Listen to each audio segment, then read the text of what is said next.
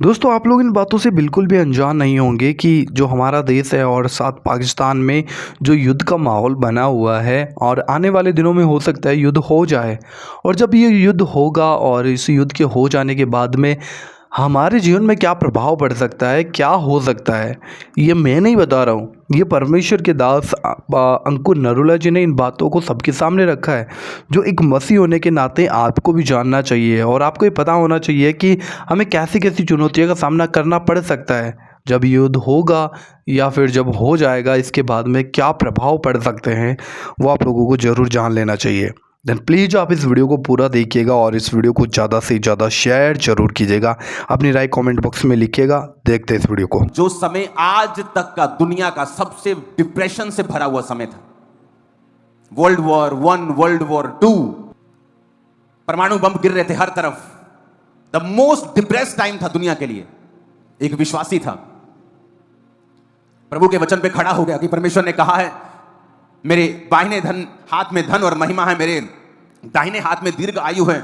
उसने जब पढ़ा कि परमेश्वर के वचन में लिखा है कि हम गरीब नहीं रह सकते, अगर हम वचन पे चलेंगे तो हम गरीब नहीं रह सकते, जबकि वो दिन थे कि जब लोगों के पास खाना नहीं होता था। आज आप इंटरनेट पे देखो, जब युद्ध की बातें चलती हैं दो देशों के बीच में, लोग कितना खुश हो रहे हैं, ओ युद्ध करो, एक्साइटेड हो रहे हैं। लोग मेरी पुरानी वीडियो चला रहे थे जहां पर मैं बोल रहा हूं कि युद्ध नहीं होगा, लेकिन वो भविष्यवाणी इस के लिए नहीं है जो आज हो रहा है। वो तब हुई थी जब रशिया और यूक्रेन की लड़ाई हुई थी। लोग कह रहे थे कि विश्व युद्ध शुरू हो जाएगा, और मैंने कहा था कि विश्व युद्ध शुरू नहीं होगा इस बात में। और मैंने कहा था कि क्या क्या होगा, और वो हुआ। लेकिन अब जो होगा मैं आपको बता रहा हूं, ये डेंजरस चीज है जो अब निकल रहे हैं लोग। आप देखो, लोग खुश हो रहे हैं, मीम्स बना रहे हैं, ये देश के लोग, वो देश के लोग, सब देशों का यूथ एक दूसरे से लड़ रहा है, लेकिन उन्हें नहीं पता आने वाला समय कितना भयंकर आ रहा है। मैं किसी चीज का नाम नहीं लूंगा, लेकिन मैं आपको बता देता हूं, एक लंच, LUNCH, लंच, दोपहर का खाना, पूरे दिन की जो कमाई होगी, लोग सिर्फ दोपहर का या रात का एक समय का खाना खरीद पाएंगे उससे। ये समय आ रहा है, आप देख लेना। और ये टीवी पे आएगा, आपकी आंखों के सामने होगा, क्योंकि जब ये लड़ाई होगी, जब युद्ध होगा, तो सबसे ज्यादा मीडियम क्लास लोगों का नुकसान होगा और गरीब लोगों का नुकसान होगा, जो सबसे ज्यादा एक्साइटेड है राइट नाउ कि युद्ध हो जाए। क्या ये कंप्लीट युद्ध होगा? क्या ये बड़ा युद्ध होगा? पर मैं आपको बता रहा हूं, जो भी होगा ना, वो इतना डेंजरस होगा कि लोगों की कमाई, जो लोगों का खाना है, वो मुश्किल हो जाएगा लोगों को।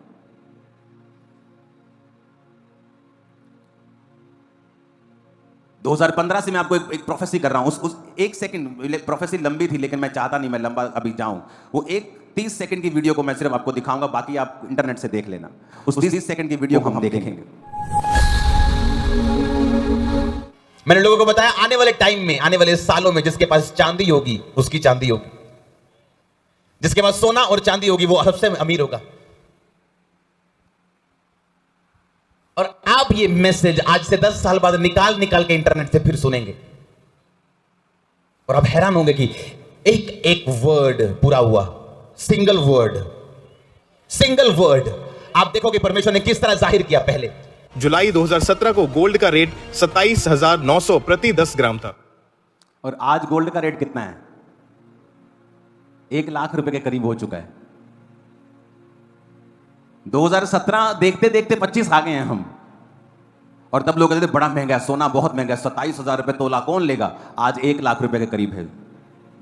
और परमेश्वर ने कहा था जिसके पास सोना होगा वो अमीर होगा, चांदी होगी वो अमीर होगा। अभी ये फुलफिलमेंट नहीं है प्रोफेसी की, अभी ये कंप्लीट नहीं हुई।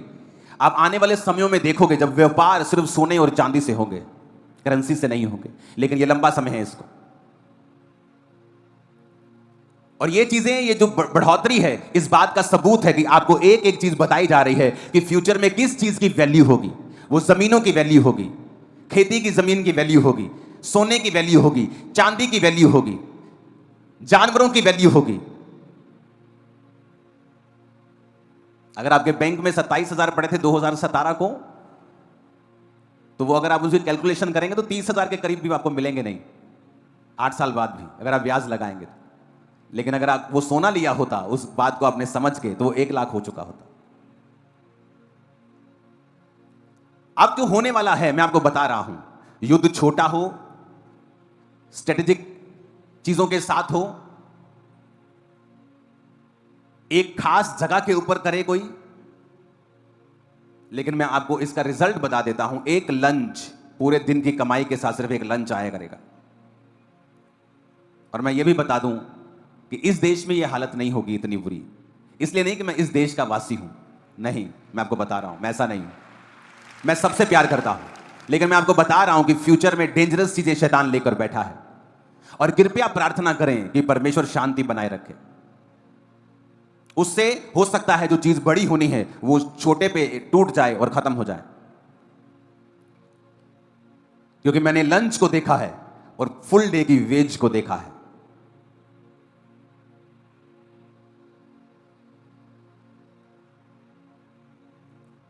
तो क्रिश्चियन लोगों को यह बात समझनी चाहिए कि हमें प्रार्थना करनी है, हमें प्रार्थना करनी है मीडिया बुद्धिमान बने, हमें प्रार्थना करनी है कि परमेश्वर शांति को लेके आए। क्योंकि ये 2025 मैंने आपको पहले से ही बता दिया था। अगर आप 31 की मीटिंग को देखेंगे कि जो लोग समझ रहे हैं कि हैप्पीएस्ट न्यू ईयर से हैप्पीएस्ट हो जाएगा, ये ईयर बिल्कुल भी हैप्पीएस्ट नहीं होगा। क्योंकि घटनाएं होती रहेंगी पूरा साल, जो मार्केट को, शेयर मार्केट को अप डाउन करती रहेंगी और जो लोगों की इकोनॉमी को नीचे करती रहेंगी और अलग अलग चीजें होती रहेंगी, घटनाएं होती रहेंगी। क्रिश्चियन लोग अगर आप ये बात को समझ जाएंगे, ये साल अगर आप फास्टिंग, प्रेयर, बाइबल रीडिंग करेंगे जितना आपने पहले कभी नहीं किया, ये साल आपकी एक ऐसी नींव पड़ जाएगी जो आने वाली जनरेशन तक आपकी हेल्प करेगी। और ये यादगार साल होगा आप लोगों के लिए कि इस साल मैं परमेश्वर में फास्टिंग करना शुरू किया था, मैं परमेश्वर में प्रार्थना करना शुरू किया था। आने वाले समय में ये बात मेरी लिख लेना, फोर्सफुली आपको प्रार्थनाएं करनी पड़ेगी। ऐसा ऐसा ऐसा माहौल बन जाएगा, आपको प्रार्थना करनी पड़ेगी। आपको दिक्कत होगी, मुश्किल होगी, लेकिन जो लोग पहले से प्रार्थना करते हैं, पहले से परमेश्वर के करीब हैं, पहले से फास्टिंग करते हैं, उनके लिए वो नॉर्मल होगा। जब कोविड आया तो लोगों को बड़ी दिक्कत हुई, मर गए, डिप्रेस हो गए। मेरे लिए कोई प्रॉब्लम नहीं थी क्योंकि मैं तो जीता ही वैसे था। यहां चर्च से घर, घर से चर्च, ऑफिस, काम, ये मेरी लाइफ थी। तो मेरी लाइफ बिल्कुल बदली नहीं क्योंकि मैं पहले से ही परमेश्वर की परफेक्ट विल में चल रहा था। तो मुझे कोविड से कोई दिक्कत नहीं हुई। आज मेरा लाइफस्टाइल वही है, क्योंकि जब आप अपना लाइफस्टाइल होली स्पिरिट के बनाए हुए, क्योंकि मेरी ये कॉलिंग है, आपकी कॉलिंग अलग है। जब आप पवित्र आत्मा के चलाए चलते हैं, आपका लाइफस्टाइल परमेश्वर ऐसा कर देता है कि दुनिया में जो कुछ भी होता रहेगा आपको 1% भी फर्क नहीं पड़ेगा, बल्कि आप ऊंचे किए जाएंगे और आजाद किए जाएंगे। मैं आपको बता रहा हूं क्योंकि ये पवित्र आत्मा आपको बताएगा।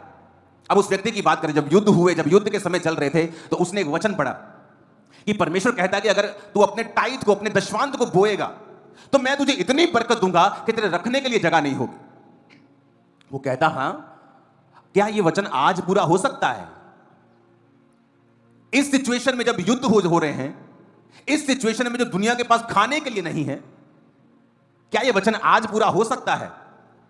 उसने 2 अकाउंट खुलवाए, एक अपना अकाउंट जिसमें सैलरी आती थी, और उसने कहा आज के बाद मैं परमेश्वर का टाइथ अपने सैलरी वाले अकाउंट में भी नहीं रखूंगा क्योंकि वो मेरा पैसा नहीं, वो खुदा का है। उसने दूसरा अकाउंट खुलवाया, अपनी सैलरी का 10% वो दूसरे अकाउंट में रखता था कि 2 दिन बाद भी अगर मुझे देना है तो मेरे अकाउंट में नहीं रहना चाहिए। उसने परमेश्वर के नाम का एक डेडिकेटेड अकाउंट खोल दिया कि ये अंकुर सेकंड अकाउंट जो है ये खुदा के लिए डेडिकेटेड, खुदा का अकाउंट है, खुदा के लिए डेडिकेटेड है। वो अपना काम करता गया। परमेश्वर ने उसके घर का माहौल धर्मी किया, उसकी पत्नी, उसका एक बच्चा हुआ, एक बेटा हुआ। वो अपने काम को करता गया, अपनी जिंदगी को नॉर्मल बिताता गया। क्योंकि कुछ लोग सोचते हैं कि जैसे ही वो टाइट देना शुरू करेंगे ना, 1 साल में आसमान खुल जाएगा, पता नहीं क्या क्या हो जाएगा। ऐसा नहीं होता। जब आप वचन पे चलना शुरू करते हैं, आप चट्टान पर घर बना रहे हैं। यीशु मसीह ने कहा, जो हे प्रभु मुझे कहते हैं, हर एक जन उनमें से स्वर्ग के राज्य में प्रवेश नहीं करेगा। क्योंकि जो मुझसे प्यार करता है, मेरी आज्ञाओं को मानेगा, और वो उस मनुष्य के समान होगा जिसने अपना घर चट्टान के ऊपर बनाया, जो मेरे वचन पर चलेगा। चट्टान को खोदना मुश्किल है, उस पर नींव डालना मुश्किल है, समय लगता है। चट्टान के ऊपर आप 1 साल में घर नहीं बना सकते हो। तो परमेश्वर ने कहा वो मनुष्य उस व्यक्ति के समान होगा जिसने चट्टान पर घर बनाया, लेकिन जब वो घर बन गया, आंधी तूफान उस घर को हिला नहीं सकते। लेकिन रेत पर जो घर बनाता है वो है जो वचन पे नहीं चलता, बिजनेस के थ्रू ब्लेस होना चाहता है, ताकत के थ्रू, स्किल के थ्रू। लेकिन जब वो बिजनेस के ऊपर कोविड का अटैक होता है, वो खत्म हो जाता है। बड़े बड़े मिलियनर, बिलियनर स्टोरी सुनो, इंटरनेट के ऊपर पड़ी हैं, 2-4 गलत डिसीजन लिए, आज बैंकरप्ट होकर बैठे हैं। क्योंकि खुदा उनके साथ नहीं है। जो महलों में रहते थे वो जेलों में रहे। अब उस व्यक्ति को समझ आ गया कि मुझे ये करना है और लगातार करना है। शादी हुई, बेटा हुआ, बेटा बड़ा हो गया और बेटे के जीवन में परमेश्वर ने काम किया। उसको एज ए पास्टर परमेश्वर ने बुलाया और उसने सेवा करनी शुरू की। जिस तरह दाऊद की जिंदगी में हुआ। दाऊद ने अपना पर्सनल सारा सोना परमेश्वर को दे दिया था, लेकिन जब उसका बेटा बड़ा हुआ सुलेमान, तो परमेश्वर ने कहा तूने बुद्धि मांगी है, लेकिन मैं तुम्हें पैसा भी इतना दूंगा जितना किसी को नहीं दिया। कारण क्या था? कारण यह था दाऊद का पर्सनल बीज जो परमेश्वर को दिया गया था वो हजारों करोड़ रुपए का सोना था। और परमेश्वर ने उसके वंश को इतना अमीर किया जितना दुनिया में कोई भी राजा नहीं था। और अब इस व्यक्ति की लाइफ में क्या होता है कि वो जो छोटा बच्चा था, बेटा था, उसको परमेश्वर सेवा के लिए बुलाते हैं और वो सेवा करना शुरू करता है। अब उसे अपने बाप की गवाही मालूम थी कि उसके बाप ने किस तरह से परमेश्वर में बरकत को पाया है और उसकी तरह परमेश्वर ने उसके बाप को फाइनेंशियली ब्लेस किया, उससे सेवा में बुलाया और वो अपने बाप के टेस्टिमनी के ऊपर चलता रहा। और वो कहता था कि कुछ भी हो जाए टाइथ वो देना भूलता नहीं था। अगर आप इस दुनिया में स्टडी करेंगे तो इस दुनिया में आपको एक ही व्यक्ति ऐसा मिलेगा जिसने 27 प्लेन्स, कार्स नहीं, प्लेन्स डोनेट किए हैं। ये वही बेटा था जिसने 27 प्लेन्स डोनेट किए, जिसके बाप ने खुदा के लिए अलग खाता खुलवा दिया था।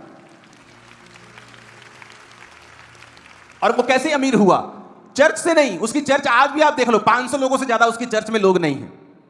तो जिसकी चर्च में 500, 700, 1000 लोग हैं, वो 27 प्लेन कैसे डोनेट कर सकता है? वो तो चर्च ही चला ले, बड़ी बात है। लेकिन हमेशा परमेश्वर ये प्रूफ करता है कि पास्टर की प्रोस्पेरिटी, पास्टर की ब्लेसिंग, चर्च की ब्लेसिंग इस बात पे निर्भर नहीं करती कि चर्च कितनी बड़ी या छोटी है। वो इस बात पे निर्भर करती है कि उस वचन को जो बाइबल में लिखा है उसने कितना व्यक्तिगत उसे बनाया है या कितना सीरियसली वो उसे लेता है। वो टाई देता रहा, देता रहा, देता रहा। एक दिन जो जमीन उसने खरीदी थी, उस जमीन के नीचे नेचुरल गैस के भंडार निकल आए। देखो क्या हुआ, नेचुरल गैस के भंडार निकल आए। और ऐसी ऐसी घटनाएं उसकी लाइफ में हुई कि परमेश्वर ने उसको फोर्सफुली आशीषित किया।